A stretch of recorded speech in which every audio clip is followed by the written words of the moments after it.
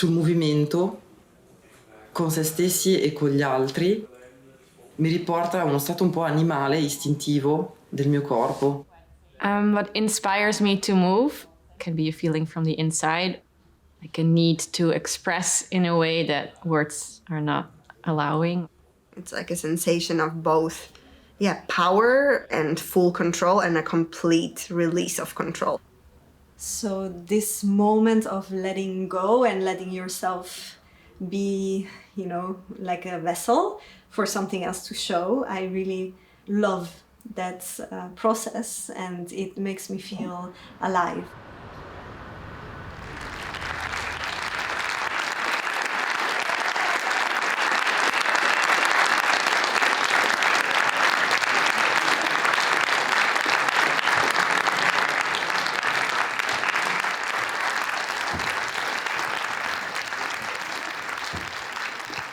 She's a really nice choreographer, really positive, because not all the choreographers are like this.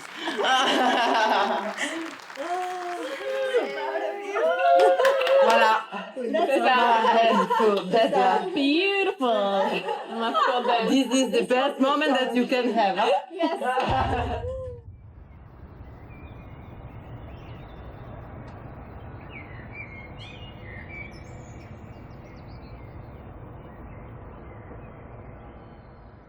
The lockdown and confinement changed my life drastically, because before Corona I was mainly traveling and working. Like my life was 70% on the road, working with different companies, different groups. Now suddenly I was in one room and I was basically with myself, and there was nothing else that I could do rather than researching my own body and being in this space. This not having to travel gave me a certain sense of rootedness that I hadn't experienced before, and that's why came also this wish and idea to look at different people and what they experienced and how they coped with this situation. I wanted to look at different coping mechanisms within this time, and that's how the idea came for the piece.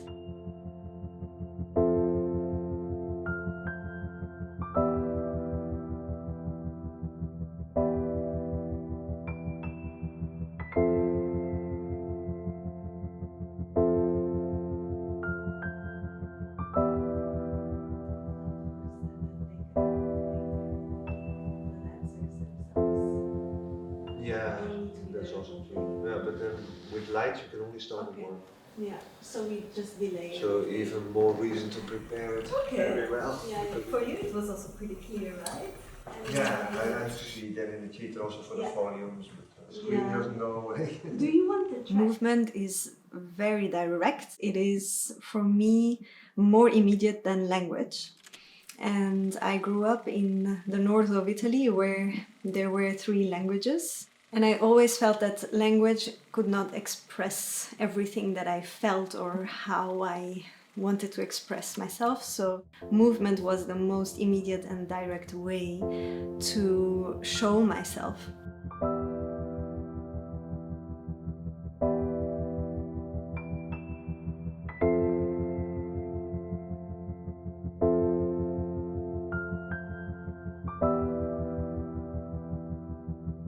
So what I feel when I'm dancing is that I connect with my body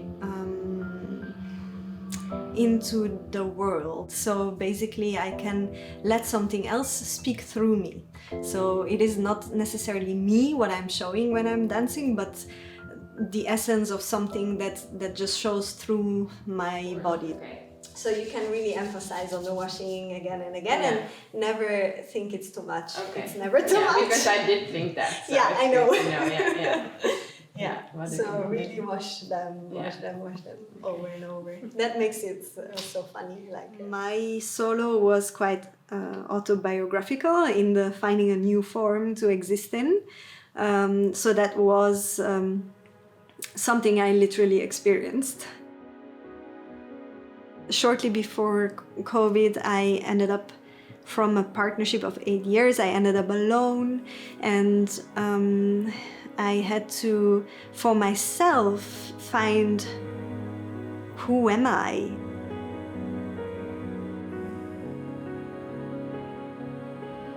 And so I really had this wish of showing strong women, showing empowered women. And because Corona was a crisis, I have this, not philosophy, but in my unconscious, the woman has the possibility to give life. The woman has this amazing power to let life go on. And I think Bhutto gave me this door to really use this technique and address a topic and look at it from a bigger perspective.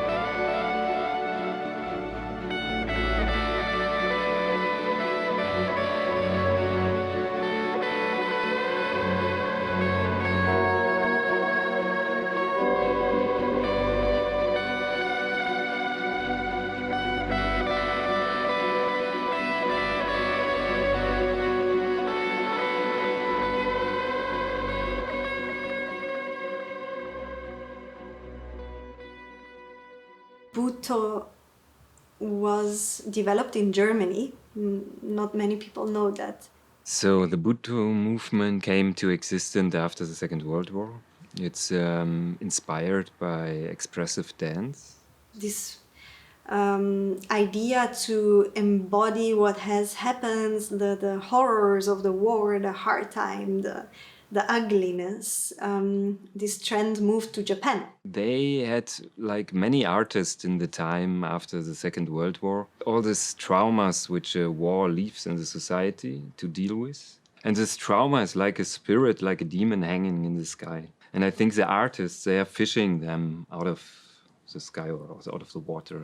So the root is really to physically go into the experience of an image that maybe has been even terrible. The body works through it, and the moment audience witnesses it, it becomes somehow cathartic and beautiful. The Bhutto dancer is going in an other state of mind. He's going into a kind of trance. It's like a little bit like a dream state. Every dancer has his own technique. Some do it with breathing, some do it with super slow movement. One exercise, which is now in this situation would be interesting, is I'm looking through you and breathing out in your eyes. And you are looking in my eyes and you are breathing in your eyes.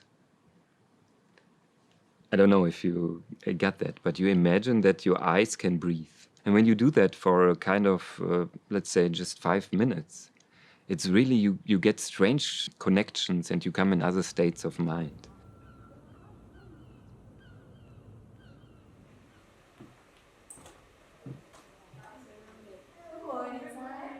We worked with Bhutto training every morning so that the dancers would be in their body. No, but it's just like... But the one with the hip for me was good. It's like you stand... A tad, Okay. I felt. Because now I see... Yeah, because I'm also in this light box in the beginning, so I feel like I want to reach out and connect, but I'm by myself. So there is already the feeling of trying to connect to another. And that's with this beginning, with these body parts that are reaching out. And for that, when I do the movement and I only think of, I want to reach another person and that's enough for me. But with the washing hands, that has a real build up. Like I really think of like when I'm calm and I'm looking at what I'm actually doing, so to really be in it.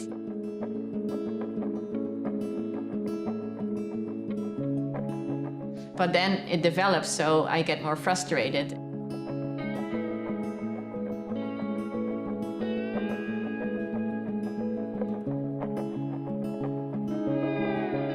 So I build it up in a sense that things become like not sensible anymore. Like, why again and again?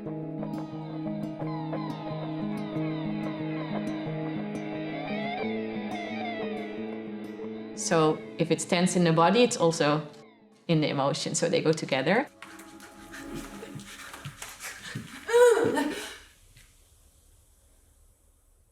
And then the third part is the word for us, for Anastasia and me, is soothing. Like, so how to calm yourself down again and how to make it work with what is there. Absolutely fantastic. Yeah, I tried a bit bigger and exactly. a bit more differences in the Nuances gesture in parts. Gesture parts to the next. And Actually, I really saw you, you know, in your face, in your eyes, and the eyes really make it specific and special.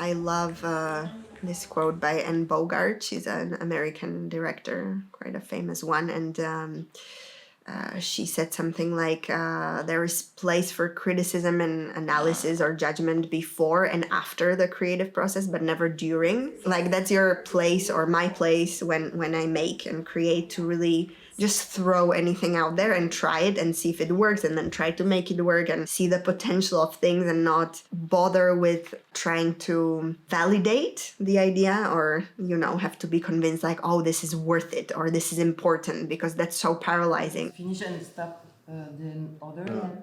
I This am spot not should at the not be time there. to arrive, but, Exactly, yeah.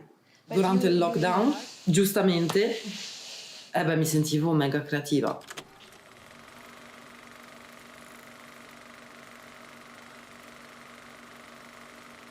Però avevo la sensazione di avere il tempo finalmente, che non ci abbiamo mai, perché e siamo sempre in questa azione permanente di fare per vivere, per essere.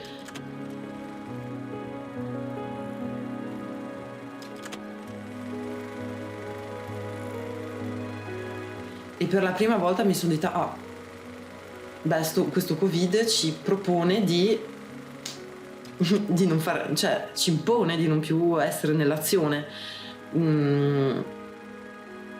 Avevo delle idee, mi mettevo a ballare in casa quando volevo, insomma, e sentivo che mi ascoltavo più il ritmo mio personale che quello che è imposto dalla società. I took time for myself to look at me as an artist. Let my body talk and see, and that felt for me freeing, and I felt still in touch with me as a dancer, as a choreographer. I just realized while COVID was happening, I was really thrown onto many identity questions. I know that this is a bit sad, but however, I grew up in an environment where a woman was still quite pushed to actually have a partner, or like to just, I would just be someone if I had a man next to me, or if I had something next to me. And I know this is very old-fashioned, but I was facing these old beliefs and questions within myself. And so I was confused a little bit, because we are not only going from our understanding of what life should be, but we are social beings. So we have belief systems, and they are so hard to actually move out of.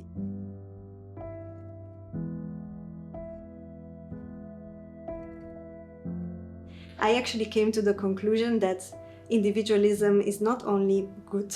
So I realized about myself that I'm very much a person that exists because of everything that's around, and we can't create our existence and identity just from ourselves. We are always building our understanding of ourselves because of the feedback we get from the environment, and that's vital. And in a way, I think I never would have gotten that deep if I wasn't in confinement. This moment, like, what am I doing with it? Exactly. It's like a different thing. Yeah. Also, your focus for me was very clear. Yeah. Exactly. Very in the moment. And that really worked. Yeah, and I think that's just a matter of like now, like the attack, what you said, the attack, and then versus which parts are more like just. Anastasia had this very specific images in mind. I remember one of the first things was like, okay, imagine that you have like a beam going from the top of your head, and it's like this powerful force or something. So then we played around with that. So it was kind of like exploring different superpowers through different body parts almost.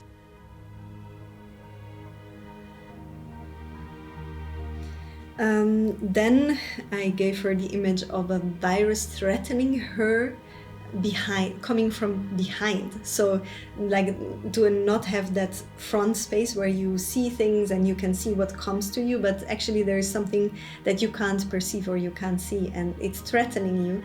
So you want to fight it off, basically. That was the idea.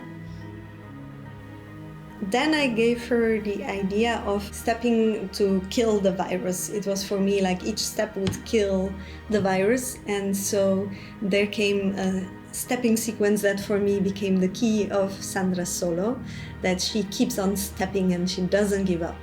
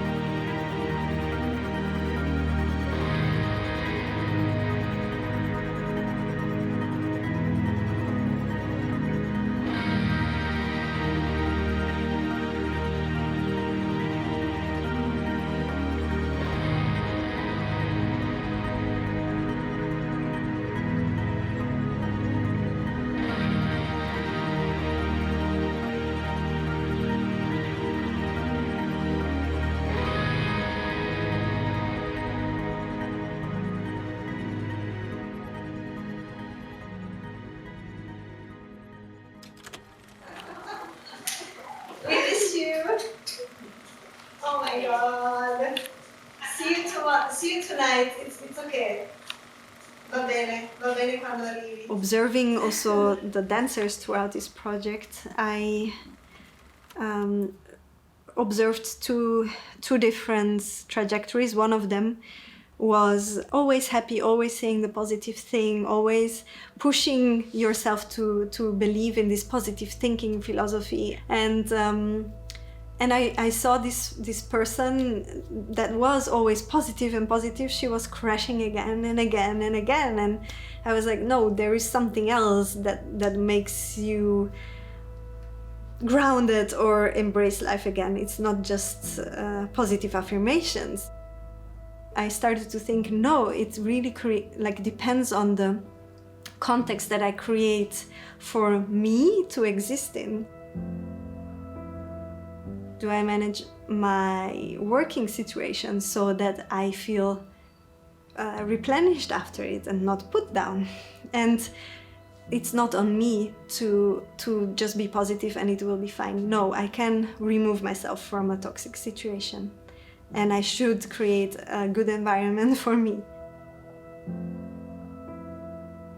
I think the other dancer that came into the project, she learned this next to me, and it was beautiful because she thanked me. She said, I'm so glad this working environment, this is finally positive and supporting me, and it really changed her life.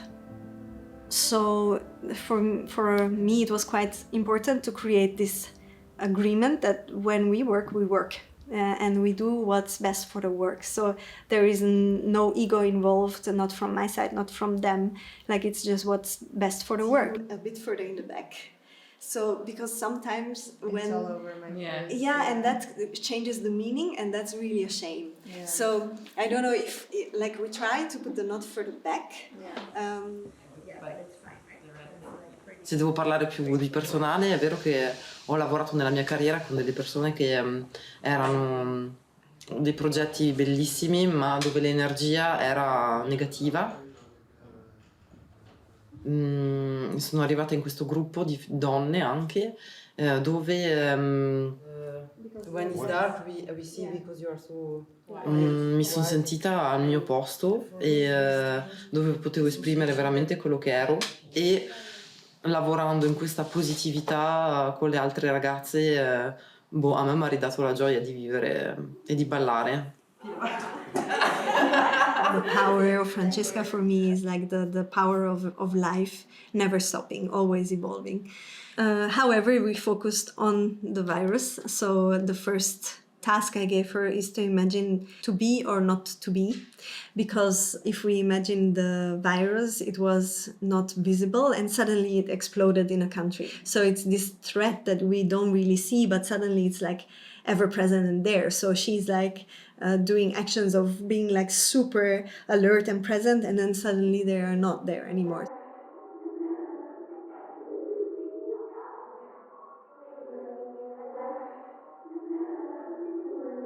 The other exploration we did that became the center of her solo was the ever-evolving movements with tiny shakings and then big movements. So we kept the other idea into this ever-evolving movement. And then the third task I gave her was, if you would be the virus, how would you move? And what we found there is that she was as if she was attracted to something and everything that is around that could host her. So it was as if she had a sensor that she would smell something, she would be, attracted. And that's what happens everywhere in life.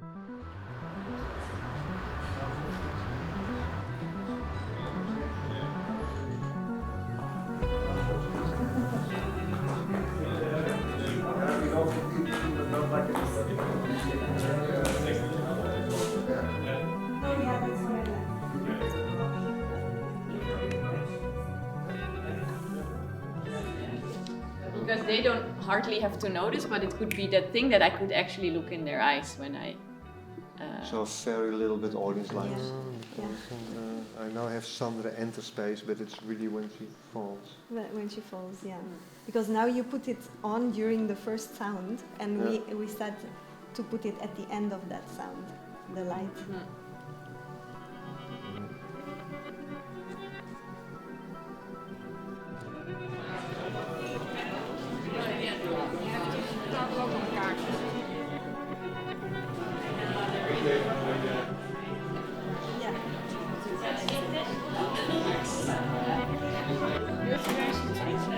So let's go down.